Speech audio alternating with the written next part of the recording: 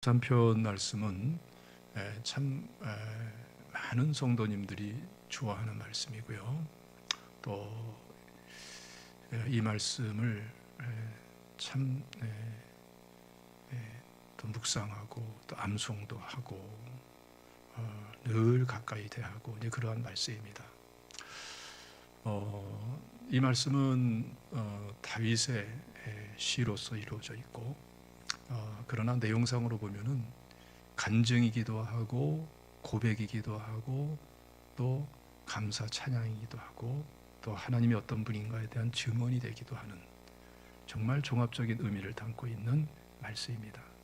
그리고 사실은 이 말씀은요, 다윗의 전 인생을 다 함축해서 하나님께 영광 돌리며 또 증언하는 그런 것을 볼 수가 있어요. 그러면서도 다윗은 남은 자신의 삶에 대해서도 확신 있게 고백을 합니다. 하나님은 지금까지 내가 살아보니까 하나님은 이러한 분이셨다.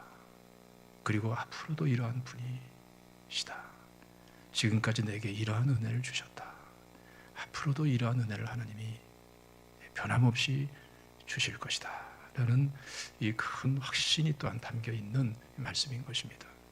이 말씀을 오늘 이 시간에 아주 실질적으로 구체적으로 우리 각자에게 적용하면서 이 말씀을 함께 나누기를 원합니다. 1절 말씀 보면은 여호와는 나의 목자시니라고 말씀을 하죠. 여호와는 나의 목자시니. 그러니까 이 다윗은 어려서부터 양을 많이 치는 목동으로서의 그러한 생활을 하면서 양과 목자와의 관계를 체득을 한 거예요. 양에게는 목자가 필요하다. 양의 그 미련함도 있고 양의 연약함도 있고 참 그 양으로서의 한계가 있는데 정말 양이야말로 목자가 필요하다. 저렇게 연약하고 저렇게 이렇다 하기 무슨 뚜렷한 공격무기도 없고 방어 기제도 없고 이러한 양인데 그러나 저렇게 번성하고 또 토실토실 살도 찌고 저렇게 자라는 것을 볼 때에 이게 목자가 있어서 가능한 것이었다. 그러면서 목자의 또 마음을 아는 거죠. 양에 대한 목자의 마음이 어떤가. 그것을 그대로 하나님과 자기 자신과 이렇게 대비해서 지금 하나님을 찬양하고 또 고백하고 있는 거예요. 근데 여기 특징이 뭐냐 하면은 내게 부족함이 없으리로다. 이렇게 고백을 합니다. 이 말은 뭐냐 하면은 내가 하나님을 목자로 모시고 살았더니 내가 나의 목자가 되는 것이 아니라 하나님이 나의 목자가 되도록 그렇게 살았더니 지금까지 나에게 부족함이 없었네. 이 고백을 하는 거예요. 그리고 없으리로다라고 하는 것은 앞으로의 삶에도 부족함이 없겠네. 이런 확신을 지금 찬양하고 있는 것입니다. 부족함이 없게 해주시는 목자 되신 하나님, 그걸 지금 찬양하고 있어요. 그런데 2절 말씀 보면은 어떤 면에 어떤 분야에 있어서 부족함이 없는가? 그 물질 문제에서 부족함이 없다라고 고백을 합니다. 한번 읽어볼까요? 2절 시작. 그가 나를 푸른 풀밭에 놓이시 쉴 만한 물가로 인도하시는 도다. 양은 풀을 먹고 살고 또 물이 있어야 살아요. 나머지는 사실은 크게 중요하지 않아요. 털도 많고 다른 조건은 크게 지장이 없어요. 푸른 초장, 쉴 만한 물가. 양에게는 이게 다 뭐냐면은 물질 문제요, 의식주의 문제입니다. 시로서 지금 그렇게 고백을 하는 거예요. 살아오면서 별일이 다 있지만 그때마다 경제적인 어려움도 있고 위기감도 느끼고 잘 될 때도 있지만 답답할 때도 있고 살다 보면 얼마든지 그렇지 않습니까? 그런데 하나님께서 내가 하나님의 양으로서 하나님을 모시고 살 때에 하나님께서 이렇게 푸른 초장으로 인도하시고 저렇게 쉴만한 물가로 인도하시면서 내 의식주의 문제, 물질의 문제를 해결해 주셨다라는 이 고백을 하는 거예요. 오늘 우리 귀한 권사님이 귀한 간증도 물질에 관한 간증인데 여기도 상당히 관련이 있죠. 제가 이 말씀을 전하면서 참 희한하다라고 느끼는 것은 그 간증이 항상 이렇게 거의 대부분이 전하는 말씀과 이상하게 맥이 다 통해요. 예? 짜고 하는 거 아니거든요. 저는 오늘 새벽에 간증을 봤어요. 영상으로 저한테 보내왔길래. 그래도 어쨌든 간에 참 저 희한한 거를 느껴요. 근데 실제로 우리가 살아보면은 하나님을 나의 목자로 모실 때에 희한한 것을 경험해요. 하나님께서 물질에 형통함을 주시고 또 필요한 만큼 주시고 더 필요하면 더 주시고 뭐 여기에 대한 간증은 뭐 저의 간증이나 다른 분들의 간증이 너무나 많기 때문에 여러분들도 경험하고 있는 거기 때문에 굳이 반복하지 않겠어요. 하나님은 이렇게 물질 문제를 책임져 주시더라. 그래서 여러분 혹시라도 이 시간에 사업을 하든 직장 생활을 하든 뭐 가사 일을 보든 뭘 하든 간에 물질 문제에 어려움이 있고 압박감이 있을 때에 그럴 때에 제일 먼저 해야 될 게 뭐냐면 하나님을 나의 목자로 모셔드리는 거예요. 그 물질 문제의 목자로 모셔드리십시오. 하나님께서 하나님이 어떤 분인가를 경험하고 체험할 수 있도록 은혜 주시는 줄로 믿으시기를 축원합니다. 이게 이제 신앙생활의 묘미예요. 야, 그러네. 아니 어느새 그렇게 됐네. 어느새 부족함이 없이 하나님이 은혜 주셨네. 이게 이제 반복되다 보면은 앞으로도 하나님은 변함없이 완전하시고 영원하신 하나님은 변함없이 이렇게 나에게 해답이 되어 주실 거야 라는 확신이 들었으죠. 할렐루야. 그러니까 여러분 우리가 최고의 보험은 하나님을 나의 목자로 모시는 거예요. 믿습니까? 자, 3절 다 같이 봉독하겠습니다. 시작. 내 영혼을 소생시키시고 자기 이름을 위하여 의의 길로 인도하시는 도다. 자, 이 말씀 보면 말이죠. 참 적나라하게 사실 고백을 하고 있는 거예요. 그리고 그렇게 찬양을 하는 겁니다. 내 영혼을 소생시킨다는 것은 이게 숲이라는 말인데 돌아온다 또 회복한다 이런 뜻이에요. 어디서 어떻게 돌아오고 회복되느냐.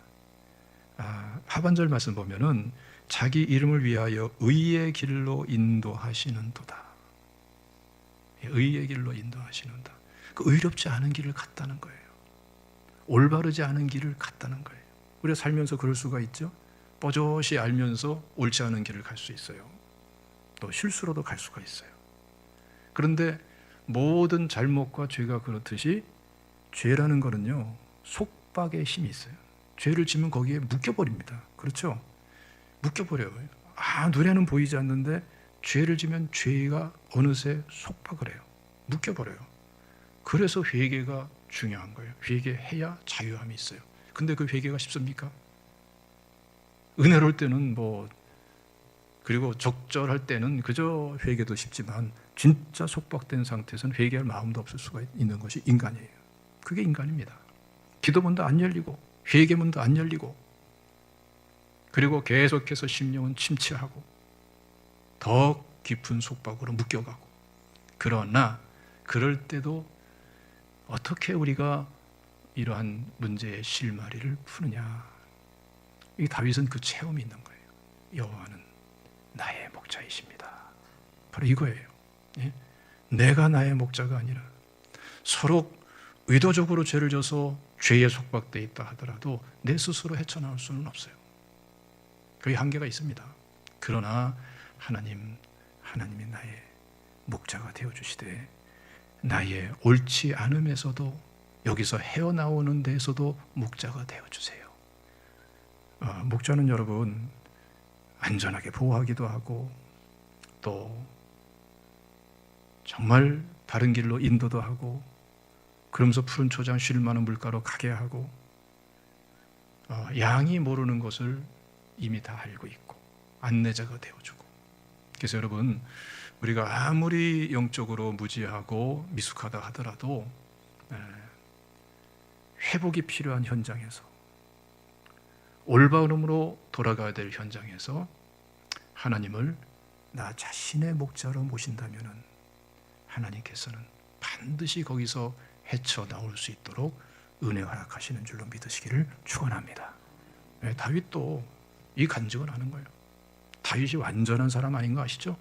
완전해서 쓴 사람이 아니에요. 회복할 수 있는 사람, 결국에는 하나님 앞에 바르게 쓸 수 있는 사람, 그래서 하나님께서 들어 쓰실 수밖에 없는 사람. 자, 이 은혜가 어디 있어요? 하나님을 나의 목자로 모셨다. 있습니까? 그래서 이러한 은혜에 있어서도 부족함이 없더라는 거예요. 회복의 은혜에서도 부족함이 없더라는 거예요. 사람이 넘어질 수 있고 답할 수 있지만 하나님을 목자로 모셔드리니 하나님이 나를 회복시키시고 바르게 이끄시는데 그 은혜에도 부족함이 없다는 거예요. 여러분, 이 은혜로 나가시기를 축원합니다. 자, 4절 다 같이 읽습니다. 시작. 내가 사망의 음침한 골짜기로 다닐지라도 해를 두려워하지 않을 것은 주께서 나와 함께 하심이라. 주의 지팡이와 막대기가 나를 안위하시나이다. 사망의 음침한 골짜기, 참 묘한 게 세상이죠. 사망의 음침한 골짜기. 사실은 이 골짜기, 사망의 음침한 골짜기는 실질적인 골짜기도 이런 골짜기가 있죠. 위험한 산골짜기. 그러나 그것을 비유로 해서 시적으로 어떻게 표현하는 거예요? 사회생활 속에서, 사업의 현장에서, 인간관계 속에서, 직장생활하면서 어느새 당하는지도 모르고 당할 수도 있고, 배신당할 수도 있고, 이용당할 수도 있고, 아차 하면은 사기당할 수 있고, 살아가면서 제일 무서운 게 뭐예요? 사람이 제일 무서워. 그렇죠?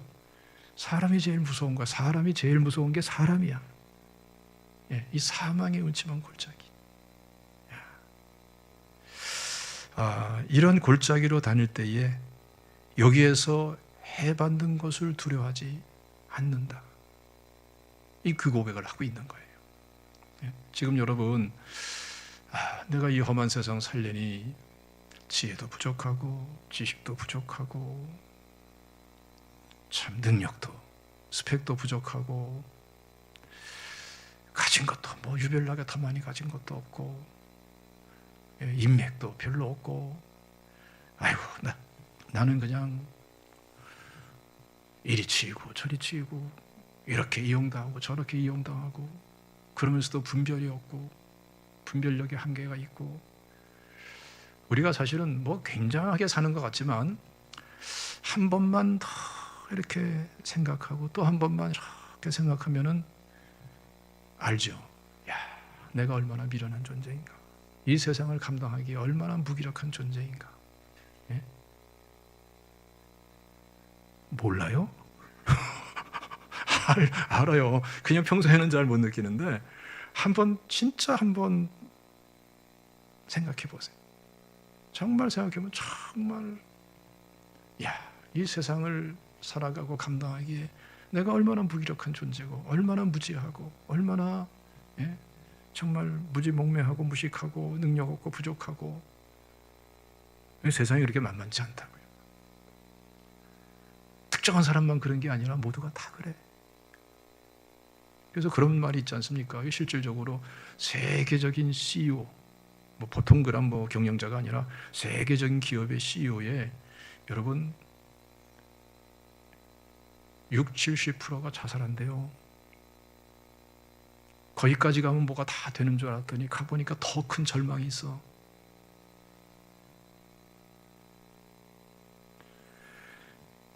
그러나 하나님을 나의 목자로 모시면은 그런 면에 있어서도 부족함이 없더라. 이걸 지금 간증은 하는 거예요. 여러분, 다윗에게 정적은 얼마나 많았겠고 사실 얼마나 많은 일들을 치러냈습니까, 다윗이. 여러분, 그런데 왜 부족함이 없는가?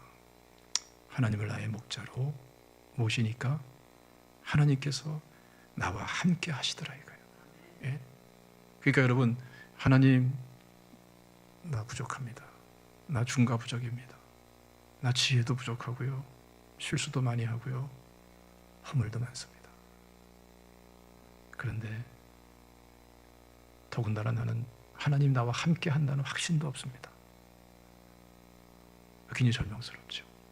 이때 우리 성도가 할 수 있는 것은 하나님을 나의 목자로 모셔드리는 거예요. 그럼 하나님이 함께 하시는 것을 알아가게 된다 이거예요. 믿습니까? 그리고 주의 지팡이가 나를 안위하시나이다. 위로한다는 거예요. 예. 지팡이는 여러 형태로 쓰이는데 그 중에 그런 얘기들을 많이 하죠. 이 미련한 종이, 이 양이 그냥 목자 따라가지 않다가 곁길로 가가지고서 어느 바위 틈바구이에 끼고, 그것도 손으로 끄집어낼 수 없는 저 아래쪽에 굴러 떨어져서 사이에 껴 있으면은 목자의 지팡이 이렇게 한쪽이 이렇게 둥그렇게 돼 있다 그러잖아요.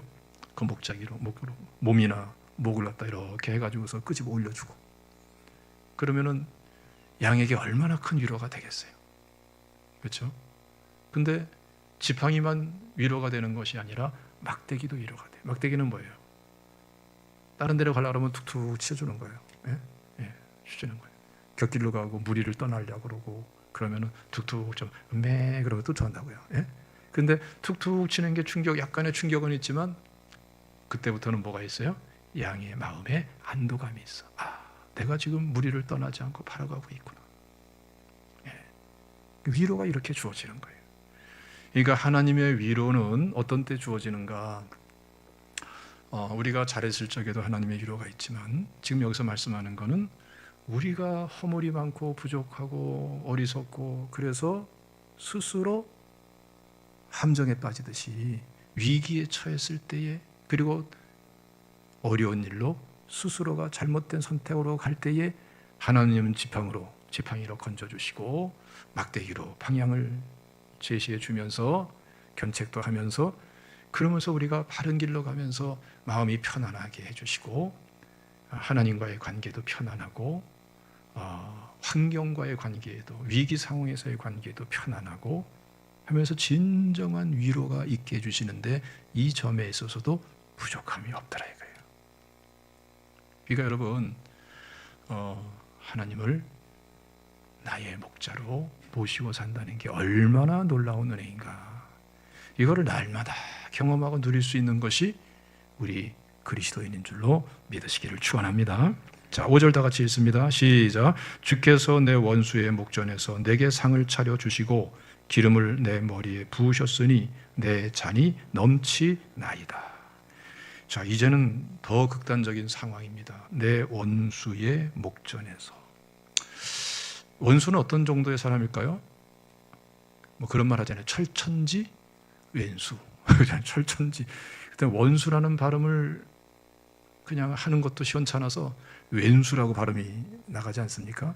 진짜 나한테 아픔을 주고 상처를 주고 인생의 장애물이 되고 손해를 끼치고, 때에 따라서는 고의적으로 죽이려고 덤벼들고 망하게 만들려고 덤벼들고 뺏으려고 덤벼들고, 예? 배신하고, 이러한 왼수. 예? 그런데 하나님께서는 이러한 원수 앞에서 어떻게 해요? 상을 차려주세요. 이 잔치상을 말하는 잔치상. 예. 그 원수의 눈앞에서 오히려 잔치를 베풀어 주셔요. 잔치를. 예. 그 원수랑 동떨어지고 멀리서 그러는 게 아니야. 그 원수 앞에서 잔치상을 베풀어 줘. 그러니 원수가 어떻게 되겠어요? 처참해지는 거죠. 예. 처참해지는 거죠. 그러니까 이러한 승리를, 그리고 이 승리를 만끽하는 데에 부족함이 없는 거예요. 상을 차려주시고 기름으로 머리에 부으셨으니. 여러분, 이게 우리 문화 속에서는 잘 이해가 되지 않죠. 근데 성경 한 군데를 보면은 우리가 쉽게 이해할 수 있어요. 누가복음 7장 말씀 보면은 46절에 이렇게 말씀합니다. 너는 내 머리에 감람유도 붓지 아니하였으되 그는 향유를 내 발에 부었느니라. 그러니까 유대 문화 속에서 정말 귀한 손님이 찾아오고, 그리고 정말 그 사람을 존귀하게 존중해드리고 인정해드리고 그렇게 정말 환영해드리기를 원하는 방식 중에 하나가 뭐냐 하면은 아주 향기로운 나드 기름이나 이런 아주 귀한 기름들을 부어주는 거예요. 예? 우리는 향수 이 정도가 아니라 아예 기름을 부어주는 거예요. 예? 그래서 향기로운 기름이 그 사람을 중심으로 해서 방 안에 있는 모두에게 쫙 퍼지겠죠? 그래서 이렇게나 나를 존중해 주고 있구나. 나를 이렇게 귀하게 대해 주고 있구나. 그리고 저분이 저렇게 귀하게 존중받는 사람이구나. 그러니까 잔치상을 베풀어 주고 그 중에서도 가장 존중받을 사람으로, 그 모인 귀한 사람들 중에서도 가장 귀한 사람으로 그렇게 인정해 주시면서 세워 주시는 거예요. 그러니까 승리요 기쁨과 그리고 더 존중받는 그런 사람으로 하나님께서 그렇게 세워주시는데 이 부족함이 없어요. 가득 채워서 세워주니까 내 잔이 넘치나이다 라고 고백을 하는 거예요. 누구 앞에서? 그 왼수 앞에서. 그러니까 여러분, 우리 그리스도인들이 진정한 승리, 말을 이렇게 바꿔서 할 수도 있어요. 진정한 복수, 누구한테? 왼수에게. 복수하는 길이 하나 있어. 우리는 악을 악으로, 욕을 욕으로 갚지 말고 도리어 복을 빌라고 그랬잖아요. 그렇게 하고 계십니까? 속상하지. 그렇게 할 수 있는 기도가 나올 수 있으면 그 사람은 큰 은혜인데 그걸로 끝나지 않고 오히려 원수 앞에서 잔치상이 베풀어지고 존중함을 누구보다, 그 잔치에 참여한 귀한 사람들 그 누구보다도 더 존중과 정말 축복을 받으면서 그러면서 승리하면서 감사와 만족의 잔이 막 들려지는, 그렇게 될 수 있는 비결은 하나님을 나의 목자로 모셔드리는 거예요. 그러니까 여러분, 힘든 사람과의 관계일수록에 누구의 관계를 우리가 소중히 여겨야 돼요? 하나님과의 관계를 소중히 여겨야 돼요. 이 왼수 같은 사람들과의 관계에서 왼수 붙잡고 씨름하면은 같이 망가져요. 그렇죠? 여러분 보세요. 사울왕과 다윗을 보십시오. 사울은 계속해서 다윗을 죽이려고 쫓아다녔고, 오늘 말씀 보니까 다윗은 그때마다 계속해서 이 원수에게 쫓기고 우여곡절에 타 있으면서 하나님을 나의 목자로 모시려고 하나님을 쫓아다녔어요. 누가 이겼어요? 이기게 하신 분은 누구였어요? 하나님이셨어요. 그 승리에 부족함이 없어요. 그래서 우리가 사는 방식이요, 똑같이 새끼 밥 먹고 사는 것 같아도 안 믿는 사람과 틀린 거예요. 삶의 원리와 방법이 달라요. 승리와 축복의 원리가 달라요. 우리는 하나님을 나의 목자로 모시고 사는 거예요. 좋은 일이 있기 때문에 더 하나님을 나의 목자로, 정말 악한 사람들이 있기 때문에 그 악한 사람 앞에서, 그 관계에서 하나님을 나의 목자로, 그래서 그 은혜가 더 커지는 거예요. 좋은 일을 통해서도 하나님과의 관계에서 은혜가 더 커지고, 안 좋은 일을 문제가 있어도 하나님과의 관계가 더 깊어지고, 하나님께서는 잔치를 베푸시고 기름을 부으시고 내 잔이 넘치나이다 하는 것처럼 축복이 넘치고 기쁨이 넘치도록 그렇게 할 때 역사해 주시는 분인 것을 믿으시기를 축원합니다. 그래서 저는 자꾸 이 말씀을 전혀 생각하지 않고 나왔다가 자꾸 이렇게 말씀을 드리게 되는 게 뭐냐 하면은, 교회만 다니지 말고 신앙생활을 하라. 신앙생활의 기쁨을 우리가 더 알아가고 그걸 누려야 된다. 오늘 본 말씀 보면은 이 다윗은 신앙생활을 어떻게 했어요? 하나님을 나의 목자로 모셨어요. 여러분, 이 흥미진진한 은혜를 여러분들의 삶의 현장에서 누리시기를 주님의 이름으로 축원합니다. 할렐루야. 마음에 짐이 있으신 분들, 답답한 문제가 있으신 분들, 그런 분들 오히려 하나님을 나의 목자로 모셔드리면은, 은혜가 이런 거였구나. 내가 침체 속에 빠져 있을 필요가 없는 거였구나. 오히려 이것 때문에 내가 더 큰 은혜가 무엇인지를 알게 되었구나. 그게 신앙생활이에요. 믿습니까? 자, 마지막 절 다 같이 읽겠습니다. 시작. 내 평생의 선하심과 인자하심이 반드시 나를 따르리니 내가 여호와의 집에 영원히 살리로다. 이 확신이 있는 거예요. 확신이. 야, 내 남은 모든 평생에 하나님의 선하심과 인자하심이 반드시 내게 따른다. 왜? 내가 하나님을 목자로 살기 때문에. 반드시. 내 다음 시간은 시간이 갈수록 어려워지는 것이 아니라 오히려 이 은혜를, 부족함이 없는 은혜를, 물질적이든 영적이든 인간관계든 사회생활이든 그 어떠한 환경 속에서도 부족함이 없는 하나님의 은혜를, 이런 환경이면 이런 은혜를 주시고 저런 환경이면 저런 은혜를 주시는데 부족함이 없도록 주시는 이 은혜를 확신하는 거예요. 그래서 내가 여호와의 집에 영원히 살리로다. 나는 죽으나 사나 교회 가까이 살 거야. 나는 죽으나 사나 주님 전에 와서 예배 드릴 거야. 나는 예배자가 되고 기도자가 될 거야. 나는 하나님이 나의 가장 소중한 축복이야. 이 고백 믿습니까? 자, 여러분, 이 내용을 좀 더 뚜렷하게 우리가 이해하기 위해서 한 군데 말씀 우리가 봉독하겠습니다. 요한복음 10장 24절 말씀부터 27절까지 다 같이 봉독합니다. 시작. 유대인들이 에워싸고 이르되 당신이 언제까지나 우리 마음을 의혹하게 하려 하나이까? 그리스도이면 밝히 말씀하소서 하니 예수께서 대답하시되 내가 너희에게 말하였으되 믿지 아니하는도다. 내가 내 아버지의 이름으로 행하는 일들이 나를 증거하는 것이거늘 너희가 내 양이 아니므로 믿지 아니하는도다. 내 양은 내 음성을 들으며 나는 그들을 알며 그들은 나를 따르느니라. 자, 여기서 이제 축복이 어떤 게 축복이고 어떤 사람이 축복된 것인가라는 것이 세 가지 포인트로 우리가 딱 집어서 나눌 수가 있어요. 첫 번째는 뭐냐면은 믿을 수 있는 것, 하나님을 하나님으로 믿어지는 것이 축복이에요. 예, 이거 축복입니다. 그렇죠? 예? 유대인들은 율법주의에 꽉 사로잡혀서 율법주의의 허물을 깨지 못해. 그러니까 예수님한테 나와서 예수님이 그리스도이십니까? 당신이 그리스도이시고 좀 밝히 좀 말해주세요. 근데 밝히 말해봐야 소용이 없어.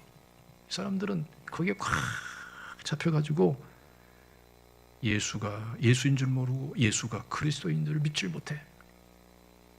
여러분, 믿어진 은혜가 축복인 줄로 믿으시기를 바랍니다. 예? 믿을 수 있는 은혜. 자꾸 여러분 자신의 믿음을 키워가세요. 예?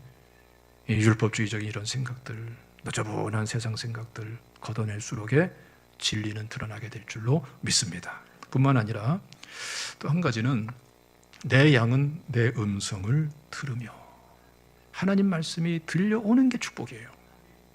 하나님 말씀이 들려오는 게 해답이에요.